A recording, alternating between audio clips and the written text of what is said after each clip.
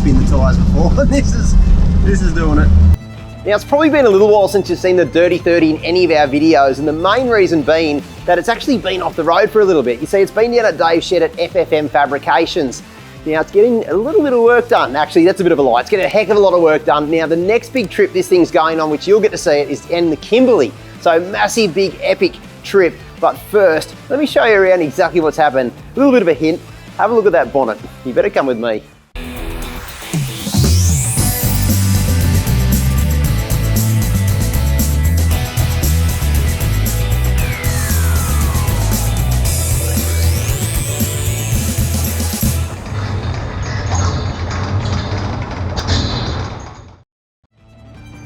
Now, the first thing you're gonna notice, of course, about the Dirty 30 is it's sporting a bonnet scoop. Now, it's a whole new bonnet. It's actually a 60 series bonnet, but a 79 series bonnet scoop has been grafted into this bonnet to give it that look. Looks very factory, but of course, it looks pretty mean at the same time. Now, CT Custom Repairs up in Charters Towers actually did all the work on the bonnet here. They do a stack of different bonnets. They probably have done over 100 bonnets already, from 200 series to 75 series patrols, you name it.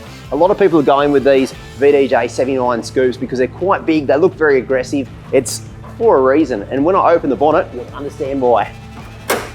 Now, have a look at this. Now, a fair bit's changed inside this engine bay. The first thing you can see, of course, is a big PWR top mount intercooler. It's actually got a new turbo. It's got a bunch of new things in this engine bay that just scream power. But before we get into the details on that, I want to explain why I've decided to change the setup, because as you can remember, if you followed the build series of this vehicle, you would have known that it had a water-to-air intercooler. Now, there was nothing wrong with that intercooler. It was an absolute beast of a little intercooler, but the problem was it was just too little for this vehicle, and it wasn't very efficient, especially on big trips like up in Cape York where it's very hot during the day. It was lose efficiencies, and those EGTS would creep up a little bit too much. So I needed to do something. Now, the obvious choice would have been to put a bigger water-to-air because I already had all the plumbing and everything done. So I figured long term, the best idea was to go with something that would be a little bit more bush-proof, like a big top mount. Now, front mount intercooler would have been nice, but of course, if you remember to the build series, I actually had to move this radiator right underneath this support here. So I moved everything forward because of the position of the engine on the chassis. Now, this is a very custom build, so of course, not everything fits like the way it should. I think it works really well, but I couldn't fit a front mount because there's an auto cooler there and there's virtually no room for anything decent. So the top mount cooler was the best option. As you can see, it's been a bit of an art just trying to get this to fit. Now, this is a custom built PWR, and Dave's done an amazing job just getting this to fit. So let's get Dave in and explain all the work that he's done to make this engine bay look as good as it does. So Dave, take us through, mate, all this work that you've done. Now, how did you get this thing to fit? Yeah, it wasn't easy, I'll tell you that. But yeah. So first up, we removed all the factory crossover stuff that you had in there, and your factory water-to-air intercooler setup. Second to that, then we spoke to PWR and got them to draw up, make up a custom intercooler for us that was going to suit the needs, and the biggest one we could fit in there. The biggest one, that was important as well, to try and fit the biggest one to make it more efficient. Yeah, definitely. Then we sort of went on to the way the intake manifold, the factory one works, wouldn't really suit the setup, so I removed that off and cut the factory outlet inlet off, and then repositioned that to the outside so it'll work better with the setup that we're running with now. So the end result really is, you've got such a clean and tidy engine bay. You've cleaned the engine bay up, even though we've put more things inside the engine bay, we've also taken some things out as well. It's just cleaned it all up. So it's a real simple setup. You've got these big 4-inch pipes coming straight off the intercooler and then straight from the turbo as well. And it's easy to work on still, and you've fit quite a large top mount intercooler in there. Now, what have you done as well with the bonnet? Because you've sealed this up perfectly. Now, what's the reason behind that? Yeah, so that was a bit of fun doing that one as well. Yeah, so we wanted to sort of make it as efficient as possible and basically to get all the air we could, just cool air. So we sort of fold up some sheet metal there. We'll basically seal off pretty well 100% onto the intercooler there. There's 2 fans on the bottom of the intercooler that should help draw the air through when you're at low speeds and stuff like that. Yeah. But yeah, sort of got it all in there. It was a little bit of fun, but got it sorted. Yeah, got it sorted, and it looks really neat too, mate. Look, a lot of people don't realise when you put in a top mount intercooler, to make it run really efficiently, you need to seal that intercooler off. So basically, as you're driving along, all that cold air goes through the bonnet scoop and gets directed straight down with that top mount intercooler. And that's exactly what's happened here. As you can see, it's got pinch weld and rubber sealing right around it. So when it comes down, there's about not even a mil tolerance. It sits nice and flush. It squashes down onto the intercooler, so air can't go anywhere else but through that intercooler for maximum efficiency. So I can get a little bit more power out of this vehicle. And speaking of power, we've actually upgraded the turbo at the same time. So a fair bit of work has taken place in the Dirty 30.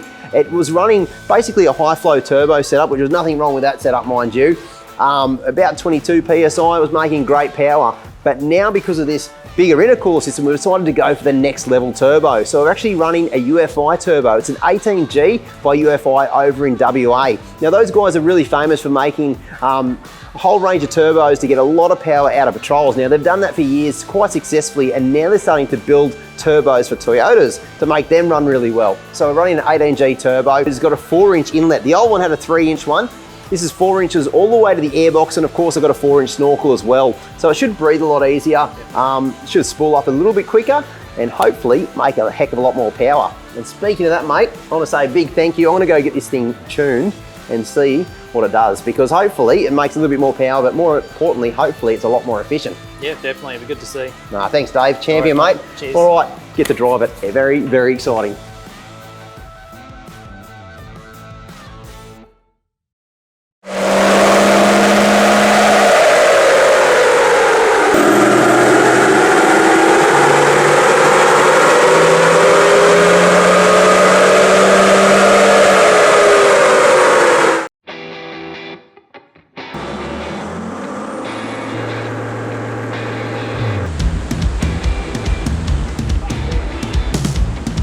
So last time we had the big 30 on the dyno here, Ultimate Diesel, it made some great power, there's no doubt about that. It was making about 140 kilowatts, over 600 Newton meters in torque, which is very drivable, very usable power. And it made it nice and low in the rev range. So there was nothing wrong with the power, but the problem was I did a couple of big trips. I went to Cape York, and just driving this thing around, I saw that the EGTs were getting way too high. They were sitting around at 400, 450 just on the freeway, just trying to sit at the speed limit. Now the reason was, because I had a very small water to air system in there. It was way too small for this setup. It wasn't being efficient, so I knew I had to do something quite dramatic. Either put a bigger water to air in there or go for a big top mount. Decided to go for the top mount option. There's just less that can go wrong with the top mount in my opinion. So we've completely changed the setup, and we've got it back on the dyno, mate. What is going on? Because those numbers are not 140 anymore, they've gone up. Yeah, Sean, the numbers have gone up. And absolutely, you know, we're talking nearly 160 kilowatts now at the wheels, running 35-inch tyres. With an auto as well. With the auto, so, you know, if that was a manual, we'd see bigger numbers. But the most impressive thing now is what we're seeing with the new turbo combination and intercooler, like 778 Newton meters of torque. Just under 800 Newton meters of torque. And now, where does it make all that torque, mate? This is the exciting bit. Yeah, so, you know, as I'm passionate about four-wheel driving, down low, around that 2,000 mark is exactly where you want it. And bang on with the auto, you've got that torque right there.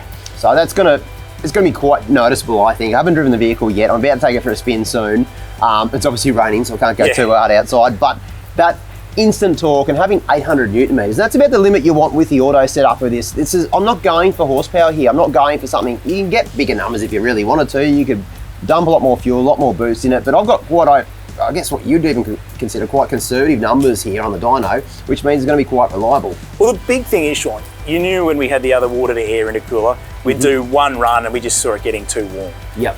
We've done back-to-back multiple runs, and the efficiency with the new intercooler and the turbo package is really good. And that's what I was saying to you last time, like, you want that so that, you know, if you're out four-wheel drive and you're slamming it through, I know you probably want to take it through too much mud, yeah, but it I know what you will mean. be there. You're giving it a hard time off-road, and let's face it, I've got a bit of a tendency to do that. Yeah, in sand, flogging it through the sand, riding through, you know, the auto, and it's working hard. You know, it's now efficient. EGT is going to drop, so hopefully that's the case in the real world. I know that on the dyno it's doing that. If I can get a drop of about 100 degrees of the EGTs, then just cruising around, this is going to be an absolute beast. Yeah, it's going to be in a real happy place. And you know, from where we were last time, like you're talking about numbers, it's like nearly 25% more torque than you had last time. Wow, that was already a little powerhouse before. I reckon we get it off the dyno, mate. Give us the keys, let me take it for a spin. I'm pretty excited about this one.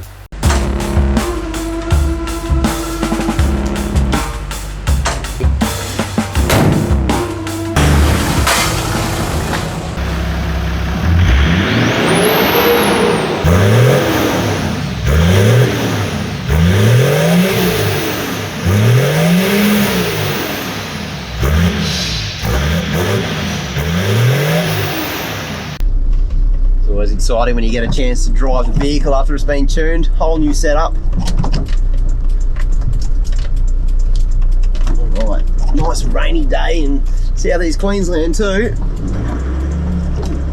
You can tell straight away. Hear that turbo spool up. That's incredible. It's that mid acceleration and torque. Just, I'm not even going to put the pedal right down though because it's so wet. You just tell this thing has more power.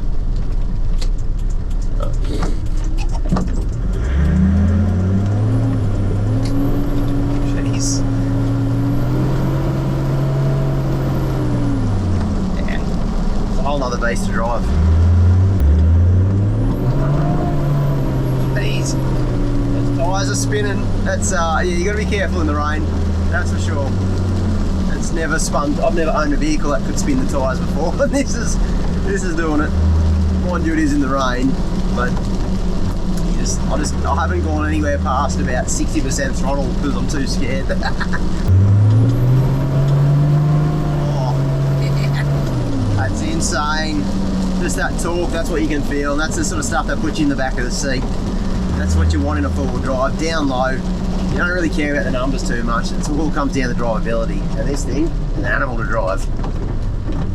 Well, there you go guys, hope you enjoyed the latest installment on the Dirty 30. And I've got to say, the thing is an absolute animal to drive with just under 800 Newton meters at the tyres, nice and low in that rev range. It makes instant power and it's going to be awesome off-road. Now the best thing about the whole build that we just did is EGTS have now dropped 100 degrees on the freeway. So that means it's nice, safe, reliable power. It's going to be perfect for the next trip I've got planned. Now, between you and me, I'm actually getting it ready for the Kimberley, which is happening very, very soon. So if you want to see more of the Dirty 30 in action, you won't have to wait too long. But for now, make sure you like and subscribe to the best four-wheel driving channel on YouTube, 4Wheel Drive 24/7.